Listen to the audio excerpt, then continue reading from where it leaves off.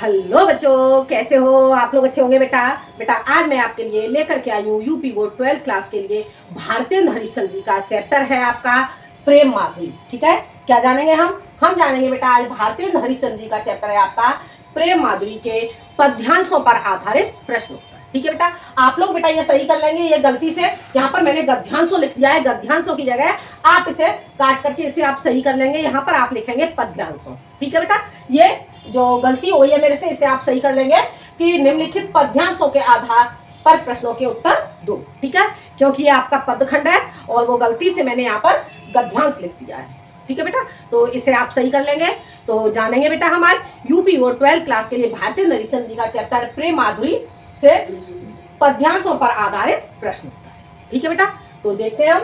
देखो कैसे जानेंगे बेटा हम इसे। देखो भारतेंदु हरिश्चंद्र, ठीक है, भारतेंदु हरिश्चंद्र जी का चैप्टर है आपका प्रेम माधुरी। ठीक है, तो निम्नलिखित पद्यांशों पर आधारित प्रश्नों के उत्तर दो। इसे आप ठीक कर लेंगे, यहाँ पर आप पद्यांशों कर लेंगे। ठीक है, आगे देखते हैं बेटा। देखते हैं पहला पद्यांश बेटा हमारा क्या हो जाता है। पहला पद्यांश बेटा हमारा होता है रोके जो से लेकर के आपका हो जाएगा समझाइए। ठीक है, रोके जो से समझाइए। इस तरह से बेटा आपका ये पद्यांश हो गया और हम जानेंगे अब इसके प्रश्नोत्तर। ठीक है, पहला प्रश्न इससे बेटा आपका क्या बनेगा, प्रस्तुत पद्यांश का संदर्भ लिखिए। ये बात मैं बेटा आपको बता देती हूँ कि ये प्रश्न तो आपसे पूछा ही जाएगा हर चैप्टर से, चाहे गद्यांश हो चाहे पद्यांश हो। ये प्रश्न तो आपका आना ही आना है। आपका प्रश्न आएगा प्रस्तुत पद्यांश का संदर्भ लिखिए, या फिर ऐसे पूछा जा सकता है प्रस्तुत पद्यांश के जो रचनाकार है, रचनाकार और शीर्षक का नाम लिखिए। ठीक है बेटा, या फिर ऐसे पूछ लिया जाए प्रस्तुत पद्यांश के लेखक या कवि। पद्यांश में आपका पूछा जाएगा कवि और गद्यांश में पूछा जाएगा आपका लेखक। ठीक है बेटा, तो इस तरह से आपसे प्रश्न पूछा जाएगा। तो देखते हैं पहला प्रश्न। देखो बेटा मैंने ये हाथ से नोट्स इसलिए बनाए हैं कि आपको ये भी समझ में आ जाएगा कि हमें एग्जाम में किस तरह से करना है। ठीक है, जिस तरह से मैं आपको यहाँ पर समझा रही हूँ किसी तरह से आप बोर्ड एग्जाम में लिखोगे। ठीक है बेटा, तो देखते हैं पहला प्रश्न, प्रस्तुत पद्यांश का संदर्भ लिखिए। ठीक है, तो संदर्भ कैसे लिखेंगे बेटा हम। संदर्भ प्रस्तुत पद्यांश हमारी पाठ्य पुस्तक हिंदी के पद खंड के भारतेंदु हरिश्चंद्र कृत प्रेम माधुरी शीर्षक से संग्रहित है। आगे बेटा समझ में ये हो जाता है बेटा आपका संदर्भ। क्या होगा, प्रस्तुत पद्यांश हमारी पाठ्य पुस्तक हिंदी के पद खंड के भारतेंदु हरिश्चंद्र कृत प्रेम माधुरी शीर्षक से संग्रहित है। ये आपका बन जाता है।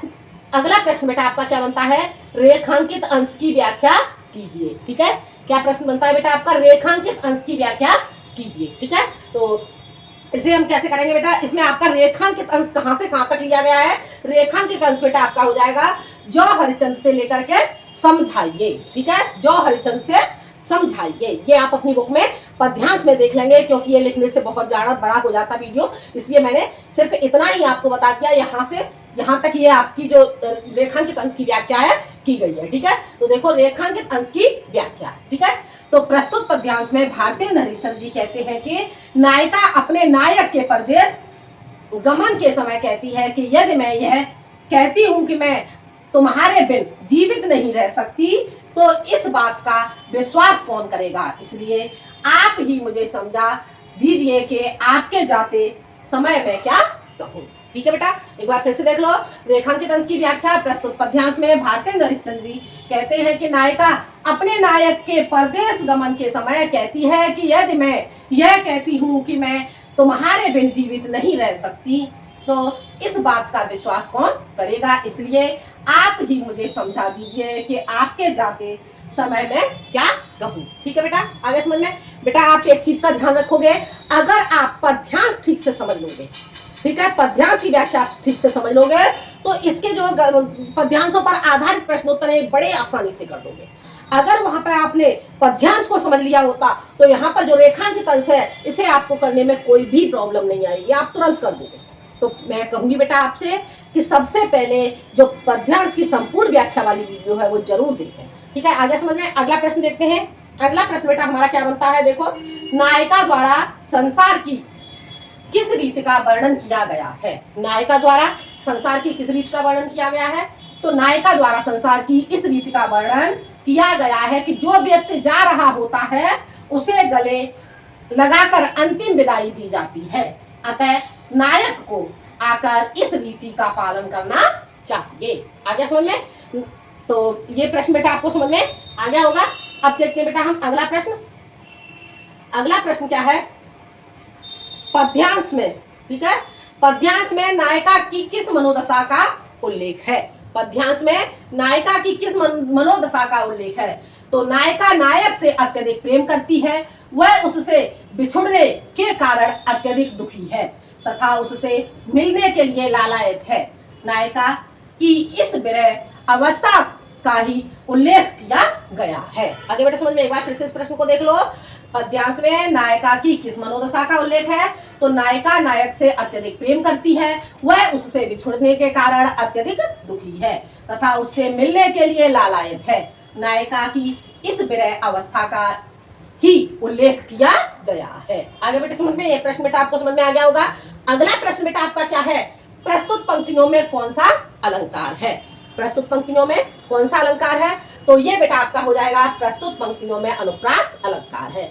जो पदखंड है यहाँ पर आपका कौन से अलंकार का प्रयोग किया गया है? तो ये मैं बेटा जो चैप्टर पढ़ाती हूँ, मैं चैप्टर को पढ़ाते समय भी आपको बताती जाती हूँ कि कहाँ पर कौन सा अलंकार होगा। ठीक है, आ गया समझ में? तो ये आपको समझ में आ गया होगा। अब देखते हैं बेटा हम अगला पदखंड। अगला पदखंड बेटा आपका क्या है? देखो, अगला पदखंड बेटा आपका बन जाता है आजलों से लेकर के कंठ लगावे, ये वाला आपका पदखंड होगा। ठीक है, इसमें देखते हैं बेटा हम प्रश्न नंबर 1। ठीक है, पहला प्रश्न आपका क्या होता है? उपर्युक्त पद्यांश के शीर्षक एवं रचनाकार का उल्लेख कीजिए। उपर्युक्त पद्यांश के शीर्षक एवं रचनाकार का नाम लिखिए। ठीक है, आगे समझ में? पद्यांश का नाम लिखना है, पद्यांश के शीर्षक का नाम लिखना है और पद्यांश के रचनाकार का नाम लिखना है। ठीक है बेटा, तो पद्यांश के शीर्षक का नाम हो जाएगा बेटा आपका प्रेम माधुरी, ये प्रेम माधुरी से लिया गया है। और पद्यांश के रचनाकार का नाम हो जाएगा भारतेंदु हरिश्चंद्र। आगे बेटा समझ में, ये आपको समझ में आ गया होगा। अब देखते हैं बेटा हम अगला प्रश्न। अगला प्रश्न बेटा आपका बनता है रेखांकित अंश की व्याख्या कीजिए। क्या प्रश्न बन गया? रेखांकित अंश की व्याख्या कीजिए। रेखांकित अंश यहाँ पर बेटा आपका क्या हो जाएगा? प्यारे जू है से लेकर के कंठ लगावे, प्यारे जू से कंठ लगावे। तो रेखांकित अंश की व्याख्या इसमें बताया गया है बेटा। प्रस्तुत पंक्तियों में भारतेंद्र जी कहते हैं कि नायिका विरहाग्नि से संतप्त होकर मरणासन अवस्था को प्राप्त हो गई है। प्रस्तुत पंक्तियों में भारतेंद्र जी कहते हैं कि नायिका विरहाग्नि से संतप्त होकर मरणासन अवस्था को प्राप्त हो गई है। अपनी अंतिम अवस्था में वह निष्ठुर प्रीतम का स्मरण करते हुए कहती है। आगे बेटा समझ में, अपनी अंतिम अवस्था में वह निष्ठुर प्रियतम का स्मरण करते हुए कहती है कि अब तो मैं इस संसार से विदा ले रही हूँ, अतः मुझे अपने गले से लगाकर यहाँ से विदा करें। ठीक है, क्या कहती है वो कहती है कि अब तो मैं इस संसार से विदा ले रही हूँ, अतः मुझे अपने गले से लगाकर यहाँ से विदा करें। क्योंकि यह लोक परंपरा है कि लोग एक दूसरे के गले लगकर उसे विदा करते हैं। आगे समझ में, लोग एक दूसरे के गले लग करके उसे विदा करते हैं। हो गया क्लियर बेटा? समझ आ गया? ये प्रश्न बेटा आपको समझ में आ गया होगा। अब चलते हैं बेटा हम अगले प्रश्न की ओर। ठीक है, अगला प्रश्न बेटा देखो आपका क्या है? इस पद्यांश में नायिका की किस दशा का चित्रण किया गया है? इस पद्यांश में नायिका की किस दशा का चित्रण किया गया है? तो प्रस्तुत पद्यांश में नायिका की विरह दशा का चित्रण किया गया है, उसकी विरहणी अवस्था का चित्रण किया गया है। हो गया क्लियर बेटा? समझ आ गया? ये प्रश्न बेटा आपको समझ में आ गया होगा। अब देखते हैं बेटा अगला प्रश्न। अगला प्रश्न बेटा आपका क्या बनता है? उपर्युक्त पद्यांश में कौन सा अलंकार है? उपर्युक्त पद्यांश में कौन सा अलंकार है? तो ये हो जाएगा बेटा आपका प्रस्तुत पद्यांश में अनुप्रास अलंकार है। ठीक है, आगे समझ में? तो प्रस्तुत पद्यांश में कौन सा अलंकार हो जाएगा? प्रस्तुत पद्यांश में हो जाएगा अनुप्रास अलंकार। अगला प्रश्न देखते हैं। देखो, उपर्युक्त पद्यांश किस छंद में है? उपर्युक्त पद्यांश किस छंद में है? तो प्रस्तुत पद्यांश मंतव्यंद सवैया छंद में है। अगर आप बेटा इसे नहीं लिख पाओ तो आप इसमें इतना भी लिख सकते हो कि सवैया छंद है। ठीक है, उपर्युक्त पद्यांश में कौन सा छंद है? उपर्युक्त पद्यांश में सवैया छंद है। आगे बेटा समझ में, अगला देखते हैं। अगला आपका पद्यांश क्या हो जाता है बेटा? हम जानते हैं अगला पदखंड। अगला पदखंड बेटा आपका बनता है व्यापक ब्राह्म से लेकर मानती है। ठीक है, व्यापक ब्राह्म से लेकर मानती है। तो ये बेटा कैसे होगा? उपर्युक्त पद्यांश के शीर्षक एवं रचनाकार का नाम लिखिए। उपर्युक्त पद्यांश के शीर्षक एवं रचनाकार का नाम लिखिए। तो ये हो जाएगा बेटा आपका, ये प्रश्न बेटा मैं आपको पहले ही बता चुकी हूं, तो ये प्रश्न आप लोग कर ही लेंगे, इसलिए मैंने इसमें डैश लगा के छोड़ दिया है। ये प्रश्न आप कर लेंगे, ठीक है, क्योंकि पहले मैं ये प्रश्न समझा चुकी हूँ। अगला होता है बेटा आपका रेखांकित अंश की व्याख्या कीजिए। अब आपको क्या करना है, इसमें रेखांकित अंश की व्याख्या करनी है। तो रेखांकित अंश बेटा आपका कहां से कहां तक हो जाता है? रेखांकित अंश होता है बेटा प्रिय प्यारे मानती है, ठीक है, प्रिय प्यारे से मानती है। तो रेखांकित अंश की व्याख्या, प्रस्तुत पद्यांश में भारतेंद्र जी कहते हैं कि गोपियां कहती हैं कि हे प्रियतम तुम्हारे सुंदर दर्शन किए बिना। प्रस्तुत पद्यांश में भारतेंद्र जी कहते हैं कि गोपियां कहती हैं कि हे प्रियतम तुम्हारे सुंदर दर्शन किए बिना ये दुखी आंखें किसी भी प्रकार से नहीं मानती है, ये तुम्हें देखने के लिए व्याकुल है। आगे समझ में, एक बार फिर से समझ लो। प्रस्तुत पद्यांश में भारतेंद्र जी कहते हैं कि गोपियां कहती हैं कि हे प्रियतम तुम्हारे सुंदर दर्शन किए बिना ये दुखी आंखें किसी भी प्रकार से नहीं मानती हैं, ये तुम्हें देखने के लिए व्याकुल है। हो गया क्लियर बेटा? समझ आ गया? तो ये प्रश्न बेटा आपको समझ में आ गया होगा। अगला प्रश्न बेटा आपका बनता है, अगला प्रश्न देखो, इस पद्यांश में कवि ने ब्रह्म के किस रूप को महत्ता दी है? ठीक है, इस पद्यांश में कवि ने ब्रह्म के किस रूप को महत्ता दिया, अर्थात किस रूप को महत्व दिया है? तो इस पद्यांश में कवि ने ब्रह्म के साकार स्वरूप को महत्ता दी है। आगे समझ में, कौन से स्वरूप को महत्ता दी है? तो इस पद्यांश में कवि ने ब्रह्म के साकार स्वरूप को महत्ता दी है। हो गया क्लियर बेटा? समझ आ गया? एक प्रश्न बेटा आपको समझ में आ गया होगा। अब देखते हैं बेटा अगला प्रश्न। अगला प्रश्न बेटा आपका बनता है, गोपियां उद्धव से क्या कहती हैं? गोपियां उद्धव से क्या कहती हैं? तो ये देखते हैं बेटा, इसका उत्तर बेटा आपका क्या हो जाएगा? गोपियां उद्धव से कहती हैं कि हे उद्धव हमें भी पता है कि ब्रह्म कण में व्याप्त है। हे उद्धव हमें भी पता है कि ब्रह्म कण में व्याप्त है, किंतु श्री कृष्ण के वियोग में हम सब व्याकुल रहती हैं और उन्हें छोड़कर किसी भी प्रकार की ज्ञान चर्चा रुचिकर नहीं लगती है। आगे बेटा समझ में क्या हो जाता है? एक बार फिर से समझ लो। गोपियां उद्धव से कहती हैं कि हे उद्धव हमें भी पता है कि ब्रह्म कण में व्याप्त है, किंतु श्री कृष्ण के वियोग में हम सब व्याकुल रहती हैं और उन्हें छोड़कर किसी भी प्रकार की ज्ञान चर्चा रुचिकर नहीं लगती। हो गया क्लियर? समझ आ गया? अब देखते हैं बेटा हम अगला प्रश्न। अगला प्रश्न बेटा हमारा क्या बनता है, इस पद्यांश में कौन सा रस है? इस पद्यांश में किस रस का प्रयोग किया गया है? तो प्रस्तुत पद्यांश में श्रृंगार रस है। आगे समझ में, कौन सा रस हो जाता है? श्रृंगार रस का प्रयोग किया गया है। अगला प्रश्न देखो, गोपियां व्यापक ब्रह्म को किस रूप में मानती हैं? गोपियां व्यापक ब्रह्म को किस रूप में मानती हैं? तो गोपियां व्यापक ब्रह्म को परमात्मा के रूप में मानती हैं। आगे समझ में, गोपियां व्यापक ब्रह्म को किस रूप में मानती हैं? गोपियां व्यापक ब्रह्म को परमात्मा के रूप में मानती हैं। हो गया क्लियर? समझ आ गया? ये समझ में आ गया होगा। अगला प्रश्न देखते हैं बेटा। अगला प्रश्न हमारा क्या बनता है, देखो, गोपियां सदैव किसके बिना बेहाल रहती हैं? गोपियों का बेहाल किसके बिना रहता है? ठीक है, तो गोपियां सदैव कृष्ण के बिना बेहाल रहती है। हो गया क्लियर बेटा? समझ आ गया? अब देखते हैं अगला प्रश्न। अगला प्रश्न क्या बनता है, इस पद्यांश में प्रयुक्त छंद का नाम लिखिए। इस पद्यांश में किस छंद का प्रयोग किया गया है? तो बेटा ये मैं आपको पहले भी बता चुकी हूँ, इसमें पूरे चैप्टर में आपका जो प्रेम माधुरी है, पूरे प्रेम माधुरी में आपका सवैया छंद का प्रयोग किया गया है। ठीक है बेटा? आगे समझ में, ये प्रश्न बेटा आपका हो जाता है। अब देखते हैं बेटा हम अगला प्रश्न। अगला प्रश्न क्या बनता है आपका, देखो, गोपियां भली प्रकार किसके विषय में जानती हैं? बेटा मैंने जितने प्रश्न ले लिए हैं, जो भी प्रश्न लगता है कि एग्जाम में पूछा जाएगा, वो मैंने सारे प्रश्न यहाँ पर लिए हैं। ठीक है, तो कोई भी प्रश्न आपका यहाँ से बाहर नहीं मिलेगा। ठीक है, तो गोपियां भली प्रकार से किसके विषय में जानती हैं? गोपियां भली प्रकार कृष्ण के विषय में जानती हैं। हो गया क्लियर? समझ आ गया? अगला प्रश्न क्या है, सर्वव्यापक कौन है? सर्वव्यापक कौन है?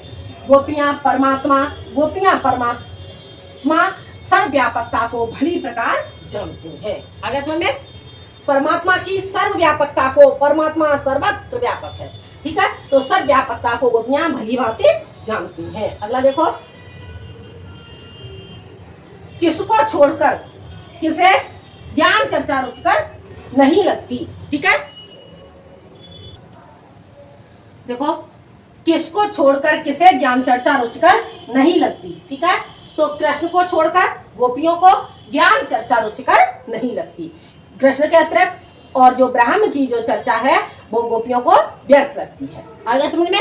ये प्रश्न बेटा आपको समझ में आ गया होगा। अगला प्रश्न देखते हैं। अगला प्रश्न बेटा आपका क्या बनता है, देखो, गोपियों की दुखिया आंखें क्या स्वीकार नहीं करती? गोपियों की जो दुखियारी आंखें हैं वो क्या स्वीकार नहीं करती? ये लास्ट प्रश्न है बेटा आपका प्रेम माधुरी से, ठीक है। तो गोपियों की दुखिया आंखें श्री कृष्ण को छोड़कर कुछ और स्वीकार नहीं करती। आगे समझ में? गोपियों की दुखिया आंखें श्री कृष्ण को छोड़कर कुछ और स्वीकार नहीं करते। आगे समझ में? तो ये हो जाता है बेटा आपका प्रेम माधुरी। प्रेम माधुरी बेटा आपको समझ में आ गया होगा। अब जानेंगे बेटा हम यमुना छब से, ठीक है। यमुना छब से जो पद्यांशों पर आधारित जो प्रश्नोत्तर है वो जानेंगे हम। तो देखते हैं यमुना छब। यमुना छब में पहला आपका पद्यांश हो जाता है तरिण तनुजा, तरिण तनुजा से सुख लहर, ठीक है। तो इससे देखेंगे पहला प्रश्न बेटा आपका क्या बनता है, पाठ का शीर्षक एवं कवि का नाम लिखिए, ठीक है। तो पाठ का शीर्षक हो जाएगा बेटा आपका यमुना छवि और पाठ के कवि का नाम हो जाएगा भारतेंदु हरिश्चंद्र। यहाँ पर आपका जो शीर्षक है, शीर्षक का नाम बदल जाएगा, ठीक है। वहां पर आपका शीर्षक का नाम क्या था, वहां पर शीर्षक का नाम था प्रेम माधुरी और यहाँ पर आ गया आपका शीर्षक का नाम यमुना छवि और जो कवि है कवि आपके वही रहेंगे, ठीक है। आया समझ में? अगला प्रश्न देखते हैं। अगला प्रश्न बेटा आपका क्या बनता है, देखो, कवि की दृष्टि में यमुना तीर पर वृक्ष क्यों छाए हुए हैं?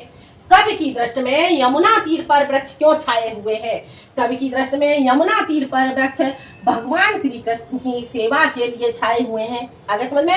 कवि की दृष्टि में यमुना तीर पर वृक्ष भगवान श्री कृष्ण की सेवा के लिए छाए हुए हैं। हो गया क्लियर? समझ आ गया? अगला प्रश्न देखते हैं। अगला प्रश्न बेटा आपका क्या होगा, तरिण तनुजा तट तमाल तरबर बौछाई में कौन सा अलंकार है? तो ये तो बेटा आप लोगों को सबको पता होगा कि तरिण तनुजा तट तमाल तरबर बौछाई में आपका अनुप्रास अलंकार हो जाता है, ठीक है। जहां एक वर्ण की आवृत्ति बार बार होती है तो वहां पर अनुप्रास अलंकार हो जाता है, ठीक है बेटा। आ गया समझ में? तो ये प्रश्न बेटा आपको समझ में आ गया होगा। अगला प्रश्न देखते हैं। देखो, ये मैंने जब चैप्टर पढ़ाया है वहां पर भी आपको बताया है कि कहाँ कौन सा अलंकार है। देखो, किदो मुकुर में लखत उजक सब निज निज शोभा का आशय स्पष्ट कीजिए, ठीक है। तो ये बेटा प्रश्न हम कैसे करेंगे, किदो मुकुर में लखत उजक सब निज निज शोभा का आशय यह है कि यमुना तट पर तमाल के सुंदर वृक्ष यमुना के किनारे की ओर झुके हुए ऐसे प्रतीत हो रहे हैं जैसे कि वे जल रूपी दर्पण में झुककर अपनी शोभा देख रहे हो। हो गया क्लियर? समझ आ गया? एक बार फिर से देखो, किंधो मुकुर में लखत उजक सब निज निज शोभा का आशय स्पष्ट कीजिए। तो किंधो मुकुर में लखत उजक सब निज निज शोभा का आशय यह है कि यमुना तट पर तमाल के सुंदर वृक्ष यमुना के किनारे की ओर झुके हुए ऐसे प्रतीत हो रहे हैं जैसे कि वे जल रूपी दर्पण में झुककर अपनी शोभा देख रहे हो। हो गया क्लियर? समझ आ गया? ये प्रश्न बेटा आपको समझ में आ गया होगा। अब देखते हैं बेटा हम अगला प्रश्न।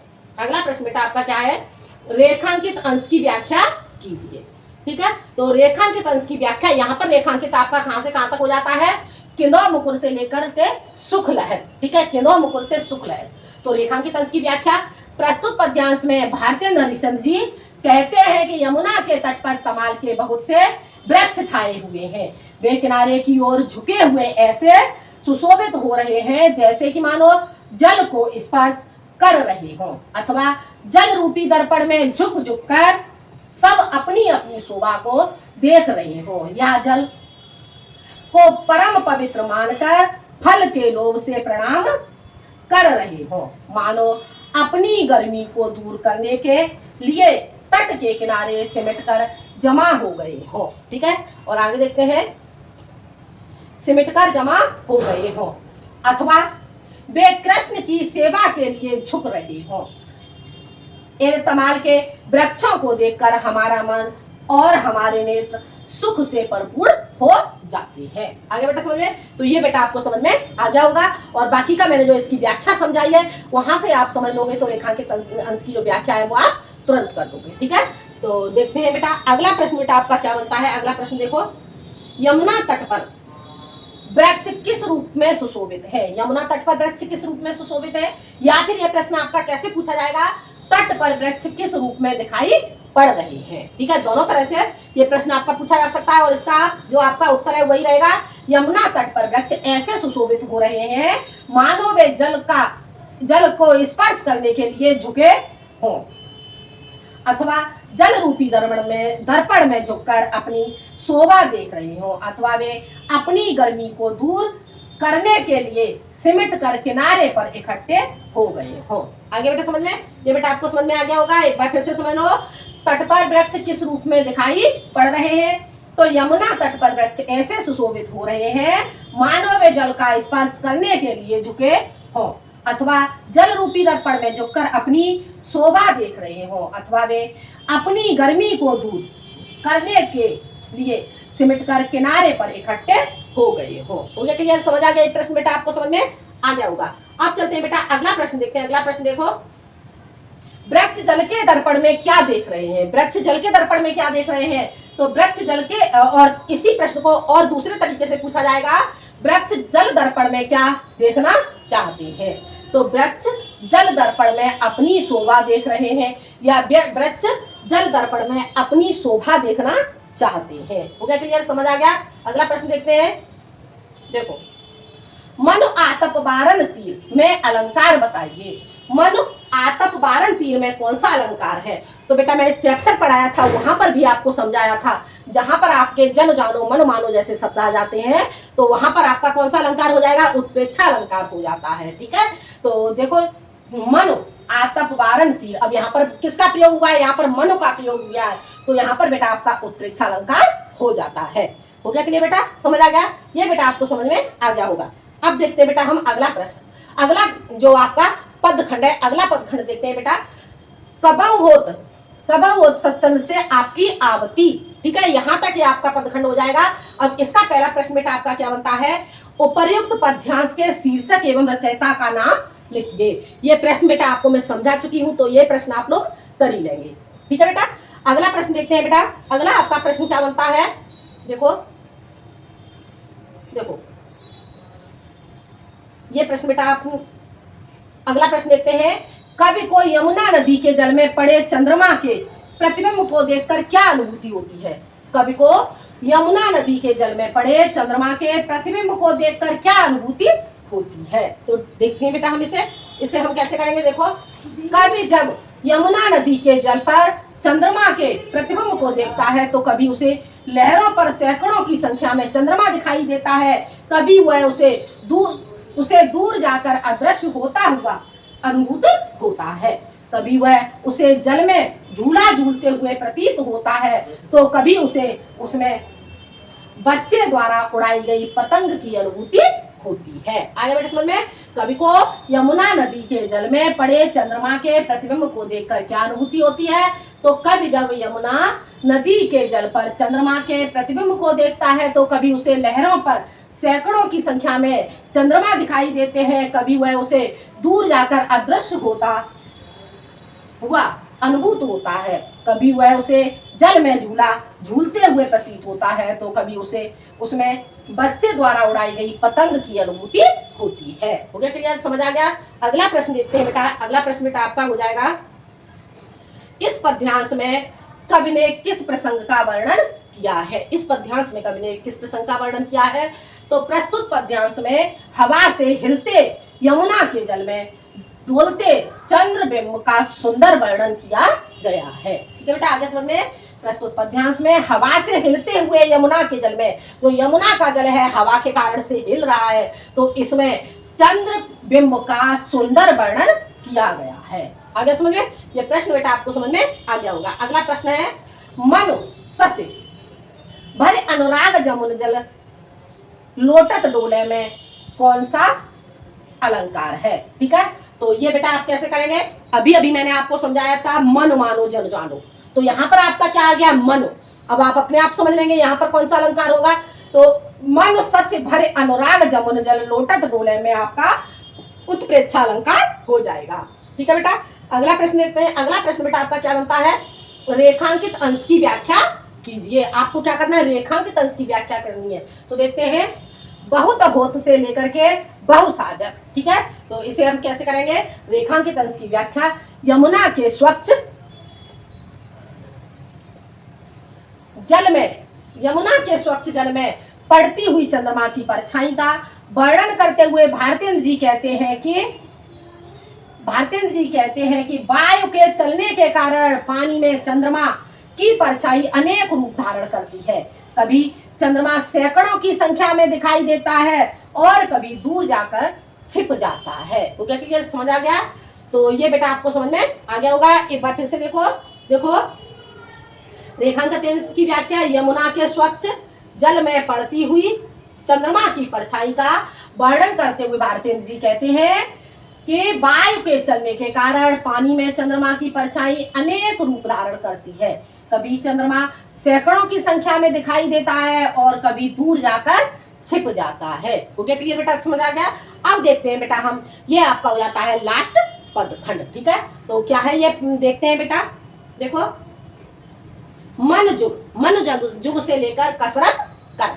ठीक है, तो इसमें पहला प्रश्न बेटा आपका क्या बनेगा, उपर्युक्त पद्यांश का संदर्भ लिखिए। तो संदर्भ बेटा आप इसका कैसे लिखोगे, प्रस्तुत पद्यांश हमारी पाठ्य पुस्तक हिंदी के पद खंड के भारतेंदु हरिश्चंद्र कृत यमुना छवि शीर्षक से संग्रहित है। हो गया क्लियर, समझ आ गया?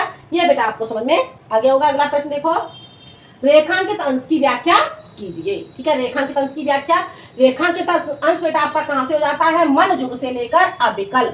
ठीक है, ये आपका रेखांकित हो जाएगा यहाँ तक। अब देखो रेखांकित अंश की व्याख्या, तो यमुना के जल में चंद्रमा के प्रतिबिंब का वर्णन करते हुए भारतेंद्र जी कहते हैं कि यमुना के जल में कृष्ण पक्ष और शुक्ल पक्ष प्रत्यक्ष रूप से प्रकट होते हैं और मिट जाते हैं, या तारों के समूह को ठगने के लिए चंद्रमा संपूर्ण रूप से प्रकट हो जाता है, कभी छिप जाता है। आगे बेटा समझ में? तो ये हो जाता है बेटा आपका रेखांकित अंश की व्याख्या। एक बेटा आप विशेष ध्यान रखेंगे, आपको लिखने का तरीका यही रखना है एग्जाम में। ठीक है, तो जिससे आपको और ये समझ में आ जाएगा, जो चेक करने वाले को ये समझ में आ जाए कि बच्चे ने कौन सा प्रश्न किया है और किस तरह से किया है। ठीक है, तो आपको अच्छे नंबर मिलते हैं एग्जाम में। तो रेखांकित अंश की व्याख्या, यमुना के जल में चंद्रमा के प्रतिबिंब का वर्णन करते हुए भारतेंद्र जी कहते हैं कि यमुना के जल में कृष्ण पक्ष और शुक्ल पक्ष प्रत्यक्ष रूप से प्रकट होते हैं और मिट जाते हैं, या तारों के समूह को ठगने के लिए चंद्रमा संपूर्ण रूप से प्रकट होता है और कभी छिप जाता है। हो गया क्लियर, समझ आ गया होंगे, आपको समझ में आ गया होगा। अब देखते हैं अगला प्रश्न बेटा आपका क्या बनता है, कसरतें करते कौन दिखाई पड़ रहा है। कसरतें करते कौन दिखाई पड़ रहा है, तो कसरतें करते चंद्रमा रूपी पहलवान दिखाई पड़ रहा है। आगे समझ में, कसरतें करते कौन दिखाई पड़ रहा है, कसरतें करते चंद्रमा रूपी पहलवान दिखाई पड़ रहा है। तरंगे कौन उत्पन्न कर रहा है, प्रश्न आपका क्या हो जाता है, तरंगे कौन उत्पन्न कर रहा है। इसका उत्तर हो जाएगा बेटा, तरंगे यमुना का जल उत्पन्न कर रहा है। आगे समझ में, तरंगे कौन उत्पन्न कर रहा है, तरंगे यमुना का जल उत्पन्न कर रहा है। अगला प्रश्न देखते हैं बेटा, यमुना के जल में चंद्रमा के प्रतिबिंब के दिखने व छिपने की तुलना कवि किससे करता है। यमुना के जल में चंद्रमा के प्रतिबिंब के दिखने व छिपने की तुलना कवि किससे करता है, तो यमुना के जल में चंद्रमा के प्रतिबिंब के दिखने व छिपने की तुलना कवि माँ के दोनों पक्षों से करता है। किससे करता है कि यमुना के जल में प्रतिबिंब के छिपने और दिखने से जो माँ के दोनों पक्ष है, दोनों पक्षों से तुलना करता है। और दोनों पक्ष कौन से हो जाते हैं आपके, माँ के शुक्ल पक्ष और कृष्ण पक्ष। ठीक है बेटा, आगे समझ में। अगला प्रश्न देखते हैं। अगला प्रश्न बेटा आपका क्या बनता है, कवि द्वारा यमुना की छवि का किस समय का वर्णन किया गया है।